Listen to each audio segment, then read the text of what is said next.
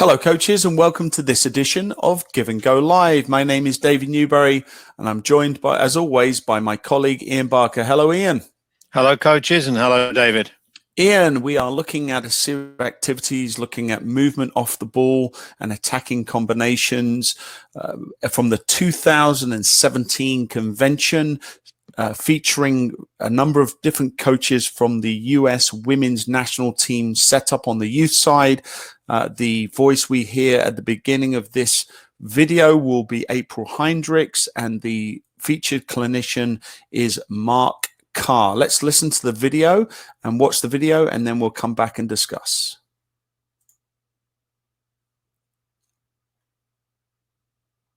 Mark Carr, our under 15 girls national team coach, is going to take this language that we've introduced, and sometimes we introduce it at the start of every camp, the first session, because we might have, depending on the age group, 6 to 12 new players in camp.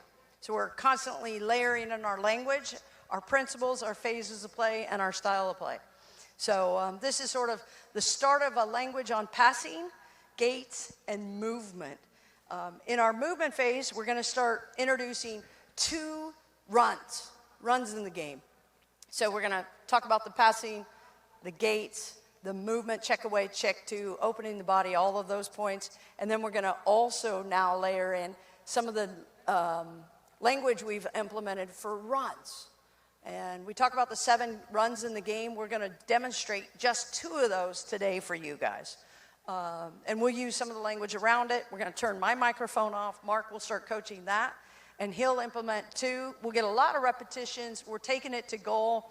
Obviously, if we were a club team, we would go with 2 groups, but I think today we're just going to go with 1. We're going to work 3 minutes on the run. The first run we're going to focus on is the blindside run. Okay, so some balls here, balls here. So very simple. Ball starts here on blue. Player's going to dribble through the trigger gate, okay? Trigger gate's right here in red. Trigger gate is right there in red, okay? Key thing is, when the player dribbles through the trigger gate, they get their head up, and then now we're looking to make a blindside run, and then you're trying to play a little pass through here. So let's just walk it. If you guys could just back up here for me. Good, so one person works at a time. Let's just walk through it. Good. So head up as you go through the trigger gate, and then the blindside run that we're talking about is so that the defender cannot see you. Okay, when you play against defenders, they always want to see the ball, they always want to see the player. So our job, if we're making runs to get in behind and to penetrate, is can I get myself into a position where this defender's watching the ball and I'm getting on her blind side so that she can't see me. Okay, so let's just do it again. Let's walk through it so we paint the picture. Off you go. Just walk through, head up on the trigger gate, and then it's the timing through here. Okay, once that side's done, we'll go that side. Okay? All right, let's start. Play. Game speed. Head up. Good. Off we go. Other side. Only allowed 2 touches on the finish. Okay? Head up. Good. So you guys are going to stay here. They're going to stay here for 3 and 3. Oh, yeah. Good. Good. So like I said, U15 coach, a lot of what I do is the technical piece. Player and the ball. When your kid goes to school, I have a 6-year-old daughter, the first thing that she learns are ABCs. So for me in here, it's the player and the ball. That's the technique. It's the quality of the pass. It's the weight of the pass. It's the timing of the movement. So it's the technical component with the ball, but it's our movement without the ball. In our program, we have about 7 different runs that we work on. Today we're showing you 2, and you can integrate this into a warm-up. A lot of the times in a camp when we have 36 players, we'll have 4 stations, 4 different runs to small goals.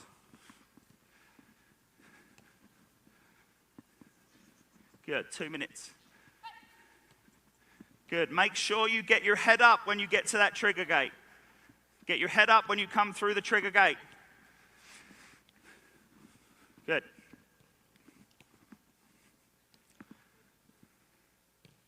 We understand the exercise. Now I'm looking for the real details in the exercise. Questions for the national champions, okay? How do you know when to run? How do you know when to run? I'm dribbling. How do you know when to make your run? Good, when you see my head up. If I'm here, I don't know what's going on. So that's why we put the trigger gate in. I'm in here, she sees my face, show me. Here, boom, little ball through. And I want you to put it in front of the player, okay? I want us now to think a little bit, can we be a little more creative, okay? So can I have this ball? I go through the trigger gate. Maybe I can play that ball without looking. Okay, so a little bit more creativity, a little bit more sophistication.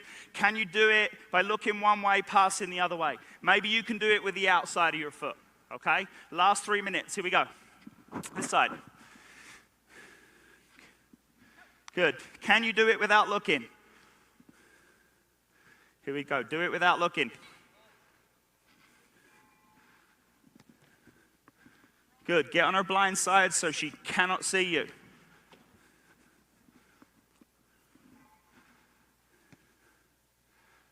Just a little piece of detail, I want us really to get on the blind side. So instead of making the run in here, can you get to this point and then get in here?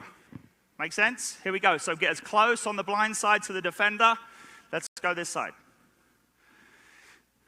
Good, get on our blind side. Good pass. Awesome finish, good. Let's go, get right on our blind side.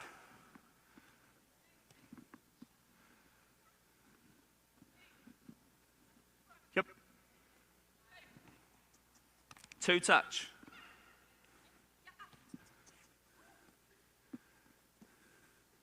This is a P1 pass, back to April's point. So this is a P1 pass. It splits 2 defenders. It's penetrative, it gets us in behind.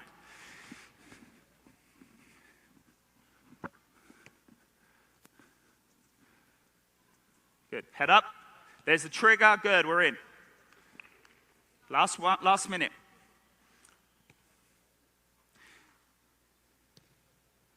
Let's see how many goals we can score in a minute, okay? Play. How many goals can we score in a minute?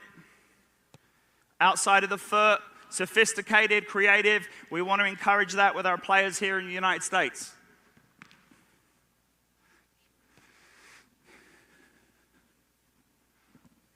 "30 seconds. Get your head up, good. Positive touch.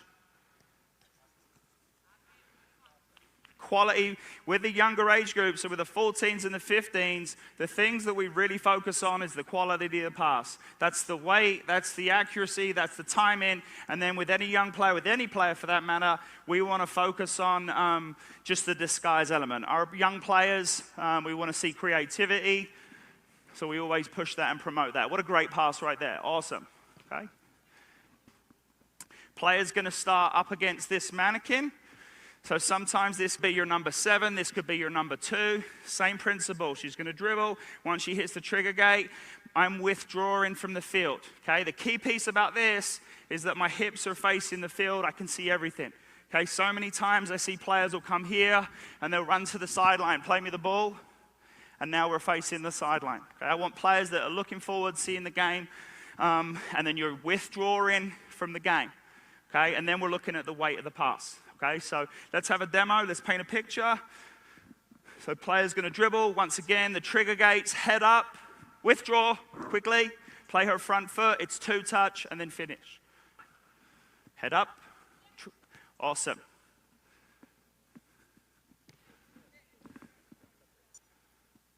Good.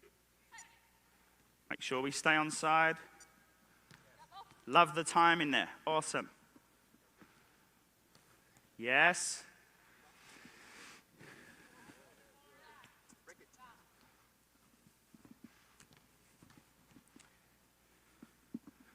As we progress through our different age groups, then it becomes, instead of working with 2 players or me as the individual player, it becomes more complex. How does the front unit interact? The front 3, the 7, 11, 9, how do they interact? You guys just hang there for a second when they're done. Good. Okay, just a couple of key points. I think the runs are awesome. Now I'm looking at the quality of the pass. Question for you, okay?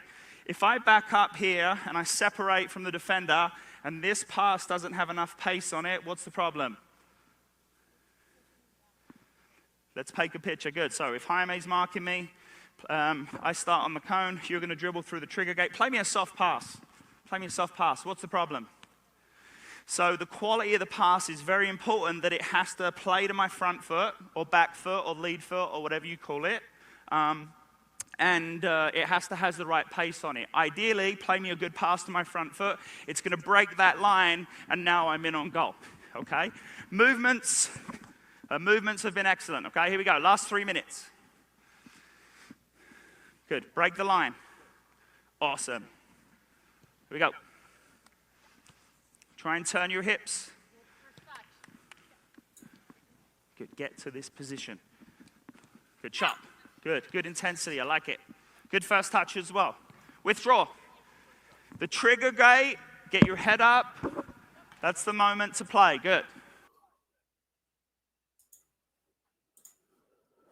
So Ian, building on the first activity, now we are going to goal. Similar setup as we saw with the first activity. This one is coached by Mark Carr.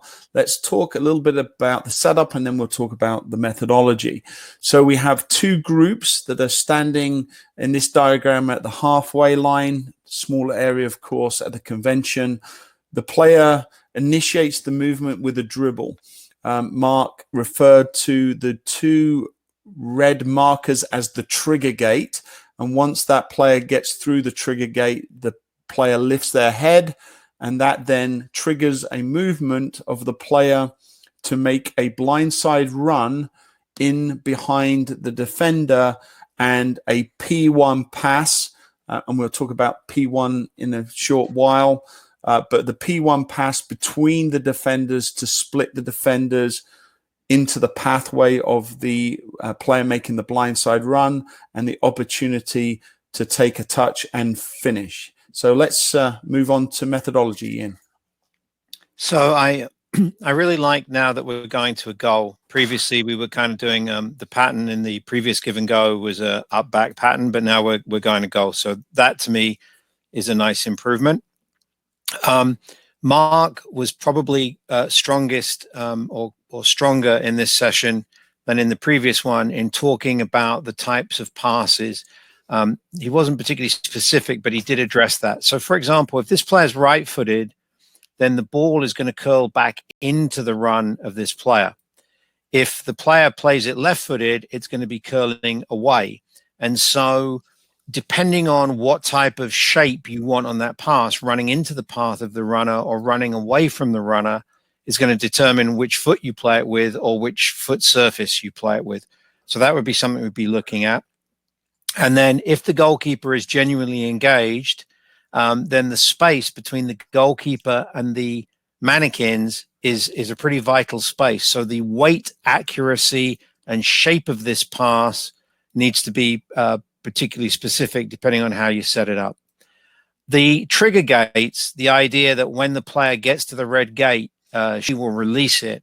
I've got a slight problem there because I'm not quite sure how it translates to the game. It's great for the drill because when the player gets here, now the player can take off. But what would be the equivalent of the trigger gate in the game? Would it be an opponent? Would it be a certain number of touches? Would it be that this player gets the head up? So you need to address that carefully for sure.